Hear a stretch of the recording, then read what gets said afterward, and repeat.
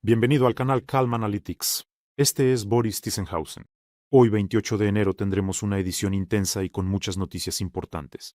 En este número, ¿es este el fin de la flota en la sombra de Putin? 14 países europeos han firmado la sentencia de muerte de la flota petrolera del Kremlin.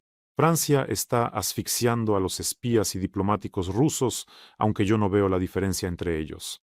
En el Ministerio de Asuntos Exteriores de Rusia hay un verdadero ataque de histeria por este motivo. Cómo la inteligencia ucraniana engañó durante años a un agente de la KGB de Bielorrusia, suministrando personalmente a Lukashenko la desinformación necesaria. Y también sobre cómo Víctor Orbán retó a Volodymyr Zelensky a un duelo virtual. Y también sobre cómo Putin decidió superar a otros terroristas en su crueldad. Sobre esto y mucho más habrá cosas interesantes en el episodio de hoy. Si es la primera vez que visitas este canal, bienvenido. Y por supuesto, suscríbete para no perderte los próximos episodios. La bestia del Kremlin vuelve a atacar a Ucrania y cada vez da la sensación de que, bueno, tal vez exista algún límite para la crueldad. No, absolutamente no existe. Ayer los rusos atacaron un tren de pasajeros. Ya se sabe de 5 personas fallecidas. El ataque ocurrió en la región de Yarkov. En el momento del ataque, en el tren había más de 200 personas. 2 drones impactaron cerca del tren y un tercero dio directamente en un vagón. Además, los rusos no podían no ver a dónde estaban disparando. Apuntaron deliberadamente a los vagones civiles, al tren civil. Mis condolencias a quienes han perdido a sus seres queridos y, por supuesto, deseo una pronta recuperación a los heridos. Pero esa noche los rusos realizaron un ataque combinado contra Yarkov y la región de Yarkov. El 80% de la población de Kharkov se quedó sin electricidad. Terrorismo en estado puro, simplemente puro. Aprovecho la ocasión para decir, resiste Yarkov, resistan todas las ciudades cercanas al frente que están bajo bombardeos constantes.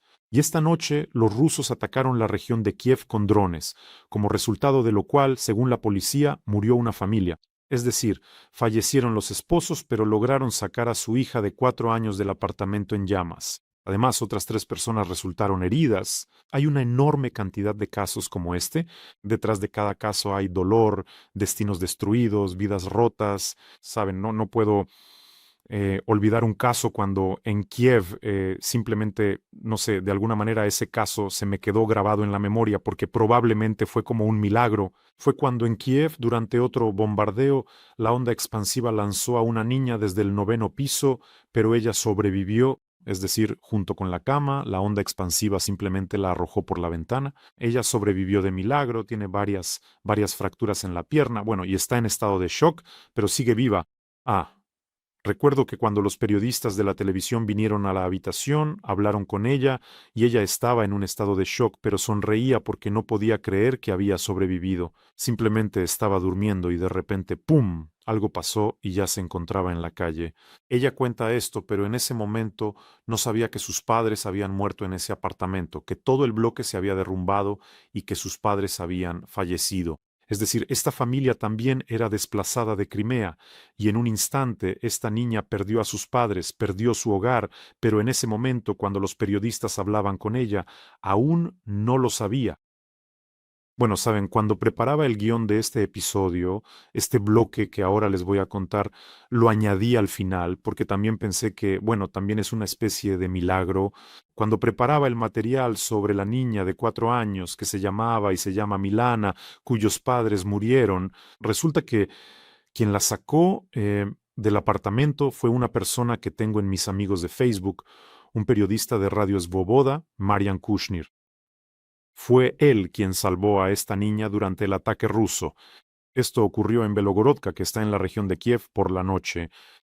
Según Marian, cuando a las 2 de la madrugada escuchó la explosión, pensó que era gas. En casa, bueno, él es corresponsal de guerra, corresponsal militar de Radio Svoboda y tiene una mochila médica en casa. La agarró de inmediato, salió corriendo a ayudar, vio una puerta abierta que había sido deformada por la explosión. Entró al lugar y ya había un incendio allí. Y aquí está la cita. Abrí la puerta, vi a una niña envuelta en una manta, en la cama, llorando, gritando «mamá», y la mamá estaba en el 2º piso, es decir, era un apartamento de 2 niveles, y allí comenzó el incendio. Él tomó a la niña y la sacó. Bueno, y según el corresponsal de guerra, luego se acercaron los testigos, el niño no resultó herido. es decir, la entregaron a sus familiares más cercanos. También sobrevivió el hermano mayor de esta niña, tiene 20 años. El propio Marián vivía en el cuarto piso de ese edificio donde cayó el dron enemigo. Y bueno, vivimos en tiempos en los que cada uno debería tener en casa, resulta, una mochila médica obligatoriamente y preferiblemente también un extintor. Es decir, esto a menudo salva vidas. Bueno, y Marián, por supuesto, es realmente admirable. Aunque él escribió una publicación diciendo, sí, no soy un héroe, solo hice lo que debía hacer, pero a mí me parece que sí es un héroe. Y esto, una vez más, demuestra que Putin absolutamente no entiende con quién se ha metido en esta guerra. Nunca podrá ganar esta guerra. Él morirá, ya le clavarán una docena de estacas de álamo en la tumba, y Ucrania vivirá, se reconstruirá y será aún mejor que antes. Y también quiero recordar que a Ucrania realmente la defienden verdaderos héroes contra el enorme ejército de la Federación Rusa, un ejército enorme, y Ucrania simplemente se ha levantado como un muro, los guerreros ucranianos.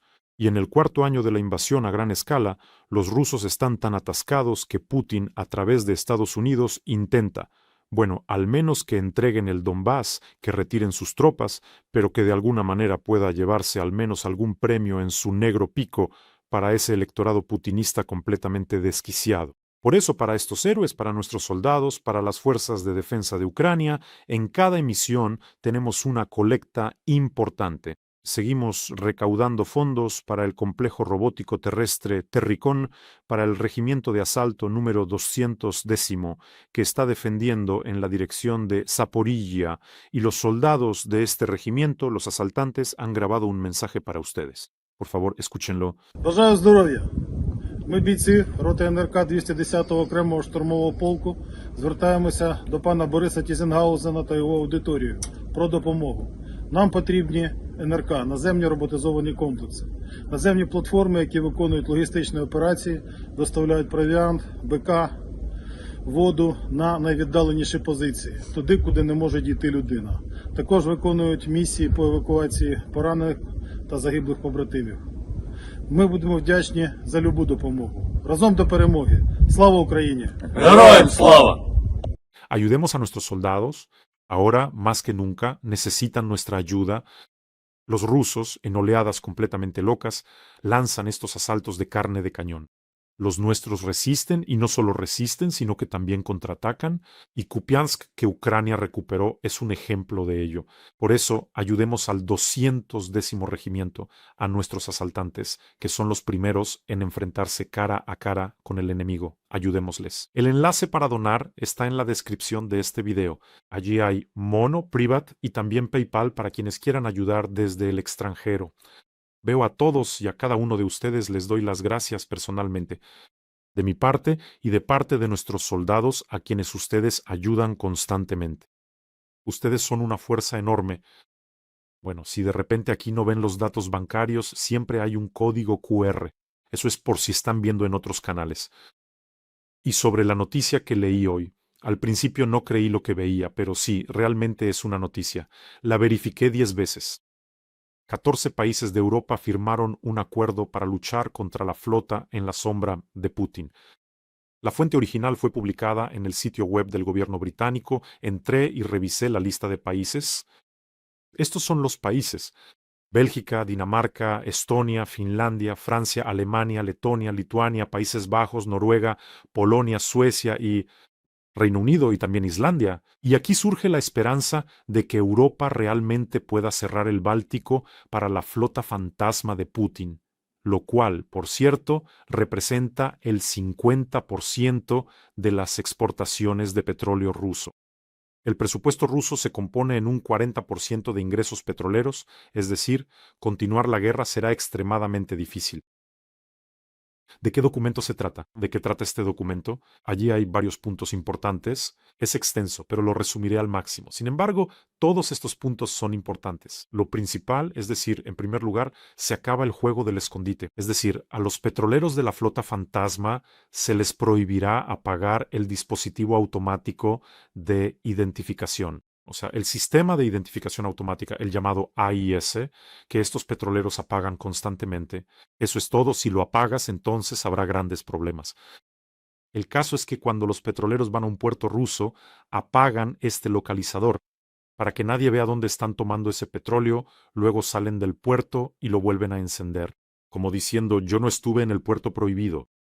O dos petroleros se encuentran en el mar. Cuando transfieren petróleo de uno a otro de barco a barco, apagan los transpondedores. Estos se acoplan, transfieren el petróleo y luego, en el petrolero blanco, ya no en el petrolero fantasma, el petróleo sigue su camino, lo cual también está prohibido. Estos son los métodos más comunes. Ahora, apagó el AIS. O manipulas la señal, cambias las coordenadas como ellos hacen. Eres una amenaza para la seguridad. Pueden detenerte y registrarte de inmediato. Ya no habrá más de estos trasvases invisibles de petróleo. Un golpe al seguro ilegal. Por lo general, los petroleros de la flota fantasma están asegurados por empresas fantasma que ni siquiera tienen oficina. Bueno, en fin, luego ve y reclámales. Si un petrolero así derrama petróleo en las costas de Dinamarca o Suecia, no habrá nadie que pague. Por eso se acabó. Si el seguro es dudoso y no proviene de una compañía europea seria, entonces el barco será arrestado hasta que se aclare la situación. Esto hace que los viajes por petróleo ruso sean extremadamente arriesgados y costosos. Y también está la trampa de las banderas. ¿Recuerdan el caso reciente cuando Estados Unidos capturó el petrolero Mariner, que literalmente cambió su bandera a rusa mientras estaba en marcha? Ahora ya no será posible hacer eso. Los petroleros en la sombra suelen cambiar de bandera e incluso navegan bajo 2 o 3 banderas diferentes. Gabón, Panamá, Islas Cook para confundir el rastro. Por eso en el documento hay un punto especialmente desagradable para Rusia. Si un barco hace trampas con las banderas, se le considera un barco apátrida. Stateless y adiós. Un barco así legalmente no es nada. Se le puede detener, inspeccionar e incluso confiscar. Cualquier buque de guerra de los países que hayan firmado puede hacerlo. Lo han equiparado a los piratas. Bueno, en fin. Ahora cada país, desde Estonia hasta Gran Bretaña, ha recibido una base legal para detener a casi cualquier petrolero ruso bajo el pretexto de tienen un seguro sospechoso. ¿Por qué apagaron el AIS? Su bandera es sospechosa. Esto no son simplemente sanciones, es asfixia. De esta flota en la sombra, tengo muchas esperanzas de que, después del ejemplo que dieron los Estados Unidos cuando simplemente capturaron un petrolero ruso sin ni siquiera, no prestaron atención al hecho de que se le acercaba un submarino y unos barcos. A algunos no les importó. Ahora asustar a la flota en la sombra será mucho más fácil. Saben, si cada uno de los países firmantes detiene un petrolero ruso, éste podría quedarse allí durante años y, como pueden imaginar, nadie recibirá su petróleo. Por eso es una noticia excelente. Espero que Europa, con su terrible burocracia, en este caso, la terrible burocracia es en realidad una gran ventaja. Van a agotar a la tripulación y al equipo. Sí, creo que ahora los propietarios de los petroleros se lo pensarán 100 veces antes de ir a un lugar donde puedan retener el barco durante semanas o no. Y por cierto, amigos, no olviden suscribirse a este canal. Aquí estamos luchando contra la propaganda rusa y Putin no escatima dinero en su propaganda, créanme. Así que su suscripción también es una contribución a la lucha contra esa misma asquerosa propaganda de Putin. Cuantos más seamos del lado de la verdad, menos monstruos habrá en el lado oscuro. Así que suscríbanse. Y además, esto ayuda, de verdad, ayuda a promocionar el canal. No solo en el mar, sino también en tierra han decidido pisarle la garganta al plesiosaurio calvo. El tercer país de la Unión Europea ha prohibido la libre circulación de diplomáticos rusos. Francia ha implementado esta norma. Esta norma también se aplica a los familiares de los diplomáticos. Es decir, en el país en el que estés acreditado, en ese país te quedas. Si quieres entrar en Francia, avisa con antelación. De nuevo, papeleo, burocracia y demás. En general, la Embajada de Rusia calificó las nuevas restricciones de discriminación. Bueno, vayan y quéjense ante la ONU. En estos casos, siempre me alegra que la ONU sea una organización relativamente inútil, así que vayan rusos, quéjense ante la ONU. En esencia, Europa está poniendo una pulsera electrónica a los diplomáticos rusos. ¿Y por qué es esto importante? La cuestión es que todos entienden que una parte significativa de los diplomáticos rusos en las embajadas de Rusia son oficiales de carrera de la Dirección Principal de Inteligencia. ¿Del servicio de inteligencia exterior o del FSB bajo cobertura? Bueno, creo que eso no es ningún secreto. Antes funcionaba el esquema llamado el Hub de Viena, es decir, Austria, donde tradicionalmente hay muchos espías. Allí tenían su nido. Un oficial de la Dirección Principal de Inteligencia se subía a un coche con placas diplomáticas en Viena, viajaba tranquilamente a Francia, Alemania, Italia, se reunía con agentes, les daba instrucciones, llevaba dinero en efectivo. Y bueno, por supuesto la cantidad de sabotajes aumentaba y aumentaba. No hay fronteras, no hay ningún control. Ahora ese negocio se está cerrando. Es decir, si un diplomático de Viena quiere ir a París, debe avisar a los franceses. Y para la contrainteligencia francesa, y no solo para ellos, esto es simplemente un regalo. Le escriben, por ejemplo, el camarada Bacharov, nuestro hombre de Viena, quiere ir a París. ¿Quién, dónde, por dónde cruzará? Después lo siguen y lo vigilan. Es decir, algunas operaciones secretas, cuando los diplomáticos rusos deambulaban libremente por Europa, ya son problemáticas. Bueno, tal vez no sean diplomáticos, pero el caso es que precisamente en las embajadas ellos están formados durante mucho tiempo y de manera meticulosa en actividades de espionaje. Por eso precisamente esta categoría es importante. Y aquí hay un punto importante sobre las familias. A menudo familias enteras se dedican al espionaje. Creo que ustedes también se han encontrado con cuando hubo intercambios masivos de espías rusos y los devolvían a Rusia, regresaban familias enteras. Es decir, Europa de hecho está cancelando el llamado Schengen para los diplomáticos rusos. Quédate donde estás acreditado. Por cierto, es extraño que los demás países de la Unión Europea tarden tanto. Así, si les cerraran todas las fronteras, tendrían serios problemas. Eso es lo que han creado para la red de agentes rusos. Bueno, ahora hablemos de los espías que capturan aquí en Ucrania. La historia, por supuesto, es realmente de novela policíaca, auténtica. Hace unos días detuvieron aquí a una espía del KGB de Bielorrusia. La inteligencia militar detuvo a una espía bielorrusa que intentaba entrar, infiltrarse, colarse y obtener información de la inteligencia ucraniana. Desde 2015 trabajaba en Ucrania e intentaba de alguna manera se trata de que intentaba establecer contacto con las unidades de la inteligencia militar. Es decir, incluso mencionaron su nombre y apellido, y está muy bien, porque revisé sus redes sociales y hay muchas cosas interesantes. Se trata de Ina Kardash, le presentaron cargos de espionaje y fue arrestada. Y bueno, trabajaba para el KGB bielorruso desde ese mismo año 2015. En 2020 fue enviada en misión para realizar trabajo de agente en territorio ucraniano, y su actividad periodística sirvió como tapadera. Al principio trabajó en los canales del compadre de Putin, Medvedchuk. Luego esos canales fueron cerrados, al propio Medvedchuk lo capturaron y lo intercambiaron por nuestros héroes.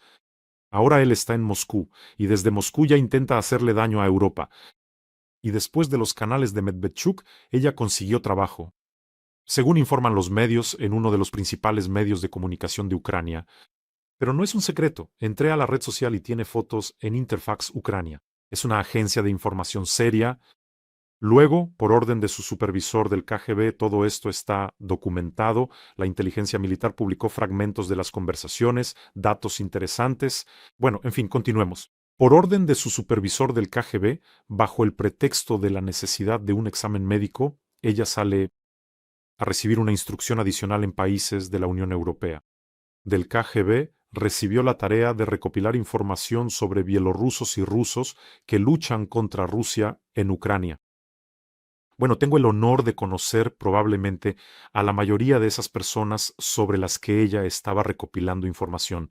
Se trata del RDK, el Cuerpo de Voluntarios Rusos, el Legión Libertad de Rusia, es decir, aquellos que luchan por Ucrania y contra la Rusia de Putin. Y por cierto, para la Legión juntos hemos cerrado más de una colecta. Ellos les envían un gran agradecimiento, y de parte de César personalmente. Así que según los materiales, ella viajó a Polonia, donde recibió instrucciones de su supervisor. También debía, y esto es importante, debía establecer contactos con empleados de la Embajada de China en Kiev para recopilar información sobre las actividades de los diplomáticos chinos en Ucrania. ¿Y para qué es eso? Lukashenko necesitaba información sobre los diplomáticos chinos. ¿Saben cómo no va a gustar esto? Una noticia para Xi Jinping. Mucho cuidado, Lukashenko está vigilando a sus diplomáticos en Ucrania. Por cierto, ¿saben cuáles son las dos embajadas que están más cerca del barrio gubernamental en Ucrania? La china y la iraní. La embajada de la República Popular China está desde la Rada Suprema, se encuentra literalmente a unos 100 metros. Hay visibilidad directa y la embajada de Irán está a solo 20 metros de la oficina del presidente. Se encuentra en la calle Kruglo Universitetskaya. No sé si hay alguien allí o no. Ahora, en esa embajada de Irán, pero volvamos a la espía de la KGB, según las transcripciones publicadas, incluso intentó entablar relaciones personales con oficiales de la GUR. Pero nuestros oficiales de la GUR son de acero, fuertes, y no caen en esas trampas de miel. Empezaron a darle deliberadamente desinformación que ella transmitía a su superior, a su supervisor en la KGB. Y al parecer, en el segundo año de ese trabajo en la KGB, empezaron a sospechar algo.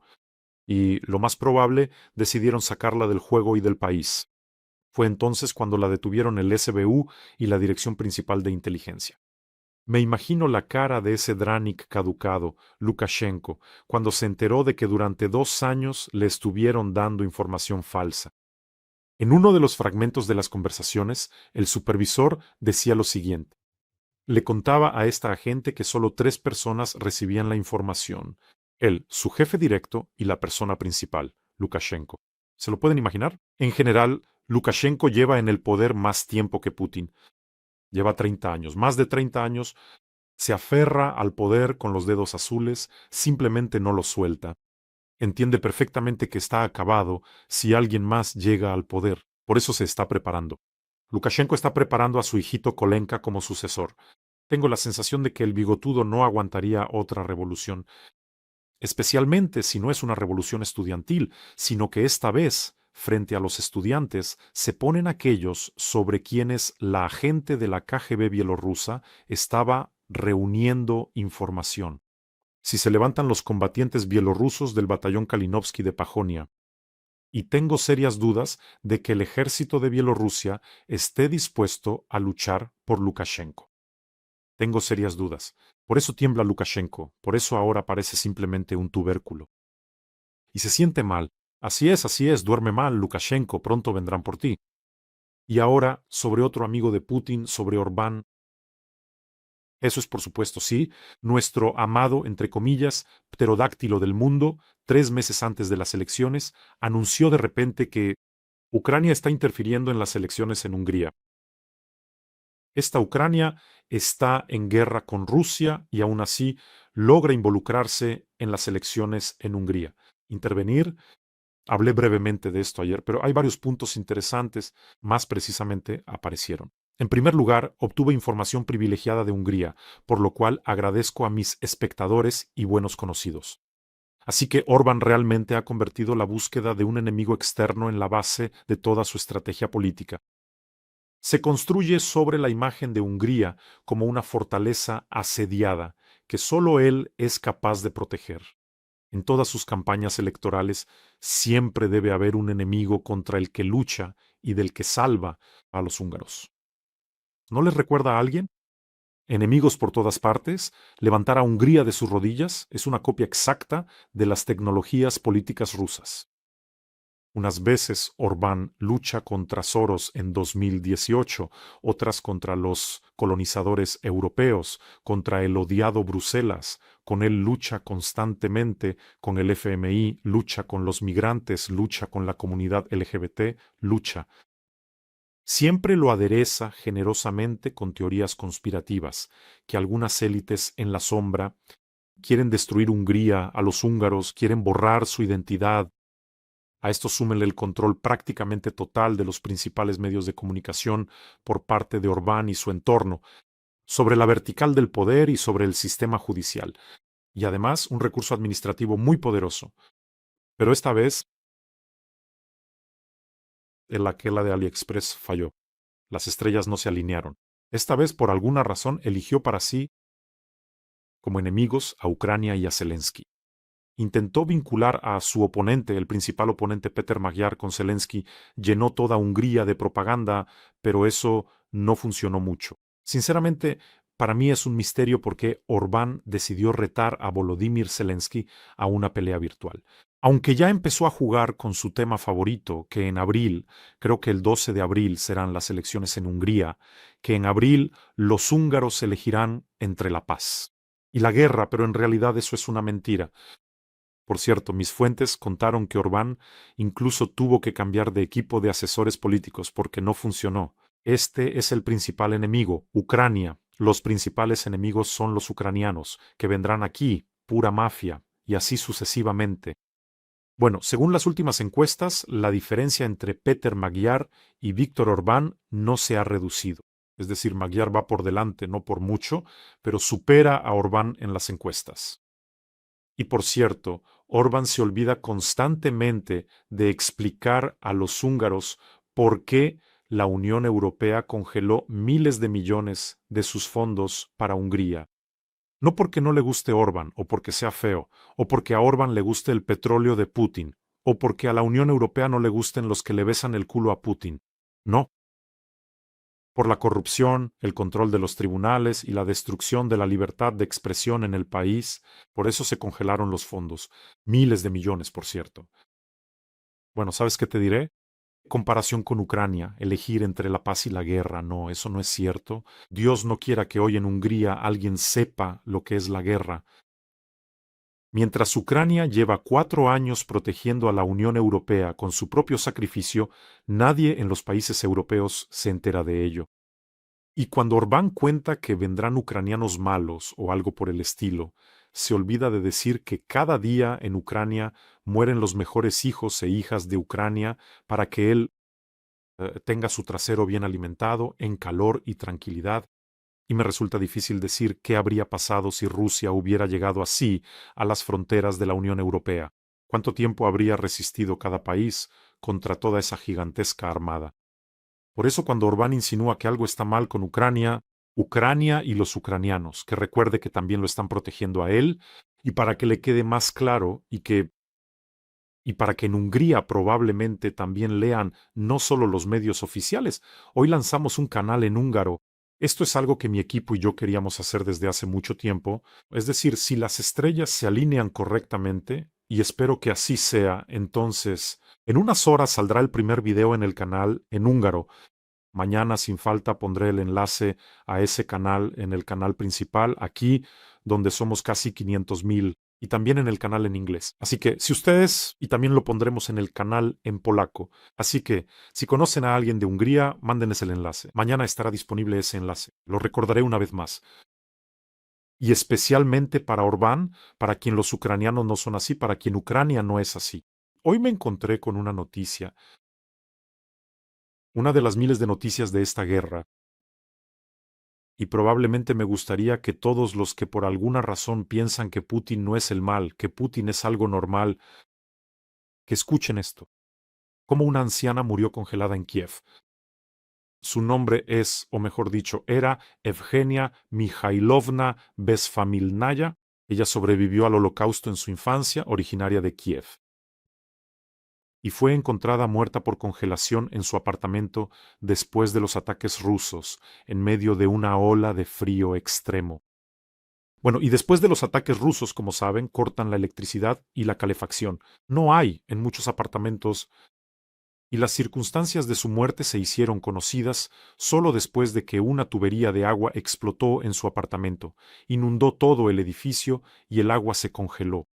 Y sobre esto escribió, hoy me encontré con la noticia, sobre esto escribió una chica que vive en ese edificio, se llama Yulia. Aquí está la propia Evgenia Migailovna Besfamilnaya. Bueno, sus padres fueron asesinados por los nazis, pero ella sobrevivió e iba a la sinagoga. Era bastante solitaria, escribe Yulia. Pero ella era del orfanato, por eso le dieron ese apellido, Besfamilnaya, sin apellido. Es decir, sobrevivió a aquel Hitler, pero a este del Kremlin, como ven, no. Un anciano que sobrevivió al Holocausto murió congelado. Un calvo despreciable trajo la desgracia. Cada día esta guerra se lleva a millones de personas, a alguien cercano le destroza el destino. Y cada vez que Orbán vuele a Moscú a la primera llamada y se incline ante Putin, deseo mucho que tanto él como Fico tengan siempre ante sus ojos todos los destinos destrozados por esta guerra, tanto los vivos como los muertos, que vivan con esto hasta el final de sus días. Y ustedes cuídense, cuiden a sus seres queridos y ayudemos a nuestros asaltantes. El enlace para donar está en la descripción de este video. No existen donaciones pequeñas. Y de parte de ellos siempre les transmito palabras cálidas y las gracias por ayudar, por apoyar a Ucrania en estos años tan difíciles para nosotros. Que tengan todos un día tranquilo y gloria a Ucrania,